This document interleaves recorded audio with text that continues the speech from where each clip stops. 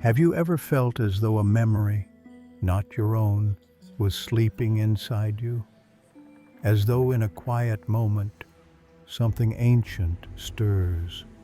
Not quite a dream, not quite a thought, but something remembered? Elias had such a moment.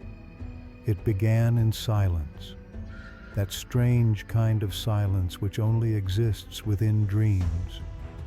The world around him was cloaked in a twilight hue, and before him stood a towering structure, grander than any temple, more sacred than any shrine. Columns of marble stretched toward a sky awash in golden light, and within its walls, thousands of scrolls whispered like leaves in a timeless wind. Then, fire. Not just flame, but a devouring hunger, golden and red, swallowing the pillars of knowledge. Screams echoed not from mouths, but from parchment, from ink, from memory. And as Elias reached toward the flames, not in fear, but in awe, he awoke. That morning, Elias could feel it in his bones. The Library of Alexandria. But what truly burned that night in his dream, was it the loss of knowledge or the awakening of it? Long before modern universities, before digital clouds, and even before ink had dried on many of history's most sacred texts, there stood a beacon of human potential, the Library of Alexandria. Founded in the 3rd century BCE under the rule of Ptolemy I, this library was more than a building. It was a vision, a dream to gather all knowledge from all corners of the known world, in every language, from every civilization. It is said that no ship entered the port of Alexandria without being searched for scrolls. If any were found, they were copied. The original kept for the library, the copy returned. Knowledge was currency. And Alexandria was the treasury of human thought.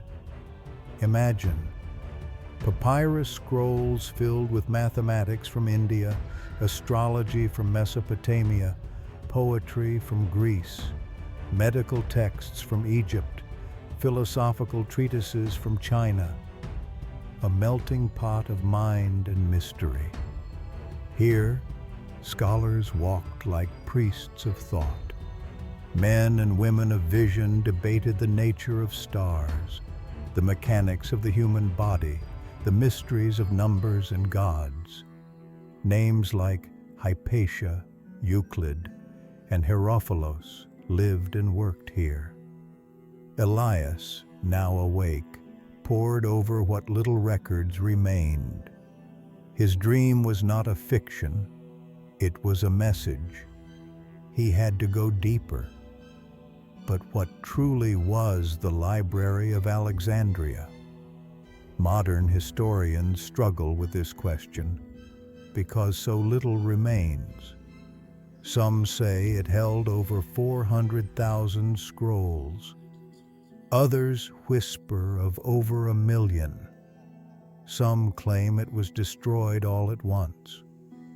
Others that it died slowly, over centuries, like a great candle snuffed out inch by inch.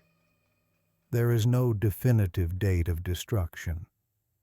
Some blame Julius Caesar during the siege of Alexandria. Others blame the rise of religious extremism, Christian or Islamic, which could not abide the preservation of pagan knowledge. But perhaps it was not entirely destroyed. There are stories, whispers in obscure texts, that a portion of the library survived, hidden by a secret order of scribes known as the Keepers of Light. Their task? To protect not just the scrolls, but the essence of knowledge. Elias began seeing these signs everywhere, old symbols in unexpected places, references to the flame that thinks in esoteric manuscripts. His path was unfolding, and it led not only back in time, but inward. Because as one old mystic wrote, to seek the library is to remember the part of yourself that never forgot.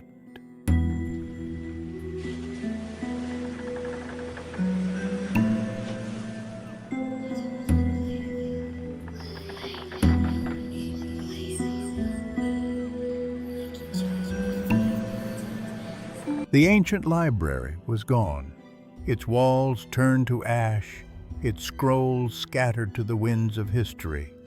And yet, Elias could not escape the feeling that it still existed, not in stone or papyrus, but in something deeper, something living.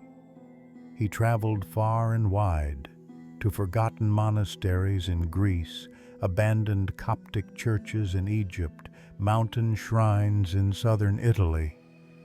What he was looking for, he could not say aloud, but he would recognize it when he found it.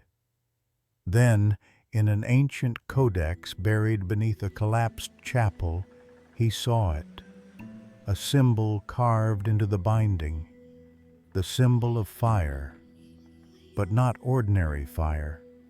This was the alchemical fire, the flame of transformation. Below it, a phrase in faded ink, Flamma Scientiae, Custodes Servant, the flame of knowledge, the keepers guarded.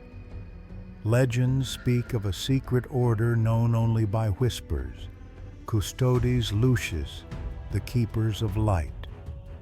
Formed in the shadows of Alexandria's fall, their mission was not to save every scroll, but to preserve the essence of what the library represented. They believed true knowledge wasn't found in ink or books alone, but in the transformation it caused in the soul of the seeker. They passed no scriptures. They wrote no manifestos. Instead, they hid their teachings in symbols, in architecture, in stories, waiting for those with the eyes to see. Elias discovered one of their hidden sites, a decaying stone chamber beneath the sands near Abu Qir Bay. On its walls, faded frescoes depicted human figures with radiant hearts standing before burning scrolls, not in despair, but in reverence. One message was carved clearly into the stone. When the library burned, it did not die. It became breath. It became thought. It became you. That message struck Elias like lightning. For weeks he dreamed not of ancient buildings, but of himself, walking through endless corridors made of light, opening scrolls written in his own handwriting, seeing his past, his fears, his dreams laid bare. He realized the Library of Alexandria was not just a physical place. It was an archetype, an eternal construct of consciousness that lives inside every being who dares to seek truth. It is the inner library, each scroll a memory, each hallway a moment of transformation, each flame a trial that burns away ignorance and reveals the soul's true shape. Elias knew then that the true destruction of knowledge occurs not in fire, but in forgetting. And the true preservation of wisdom happens when someone chooses to remember. In the modern world, we are surrounded by noise, endless data, fleeting trends, surface-level knowledge. But beneath it all, beneath the chaos, is something ancient, waiting. The fire that consumed Alexandria was not just a tragedy, it was an initiation, and Elias, like those before him, had passed through it, but not alone. Because as you listen now, as your mind absorbs these words, as your heart stirs with memories you don't recall learning, you too have entered the library.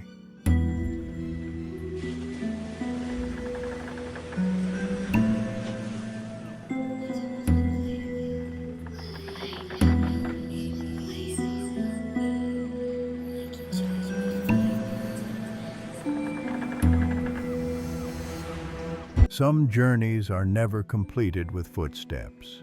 Some discoveries are not made with eyes. Elias had reached the end of a path that led not through deserts or temples, but through the very core of what it means to be alive, to seek, to question, to remember. The library he sought was never lost. It had simply taken a new form, human consciousness. Elias returned home with no scrolls in hand, no treasures from ancient crypts, no relics of the past. And yet, he was not empty. He carried something far more valuable, a fire that no water could drown, a memory that no age could erase, a truth he now lived with every breath. The true legacy of the library was not its content, but its intention. It was never about storing information. It was about kindling the flame of transformation. Every seeker who had ever walked through its doors, literal or symbolic, had left carrying a part of it. And now, Elias understood his purpose: to ignite the flame in others. What if the Library of Alexandria was never destroyed? What if it chose to scatter like seeds across the world, planting itself in the minds and hearts of those ready to receive it? You, listening to this, right now, you are one of those seeds.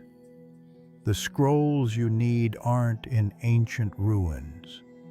They're in the pages of your experiences. The knowledge you seek isn't hidden in pyramids or catacombs. It's hidden in your questions, your longings, your fears, your dreams. To awaken the library is not to read old texts. It is to become the living scroll, to embody wisdom, to walk as a flame. Elias's story is not over, because it's not just his. It's yours. It's all of ours. As Elias looked up at the stars one night, the same stars ancient astronomers once mapped from Alexandria's towers, he whispered to himself, the fire was never meant to destroy. It was meant to awaken. In that moment, he understood. The library was an act of hope, an offering to the future, a message sent forward through time, not on scrolls, but in souls. And now, the message had arrived. So, I ask you now, listener, wanderer, seeker of forgotten light, have you heard the whisper behind the silence? Have you felt a strange warmth inside you as these words unfolded? That warmth is the ancient fire, and it waits not in temples, but in the heart that dares to remember. You are not here by accident. This voice, this story, this moment, they are a spark. What you do with that spark is what will write the next chapter of the library. And so I leave you with the same words Elias found carved in stone. You are the library. You are the flame. You are the voice of the unknown.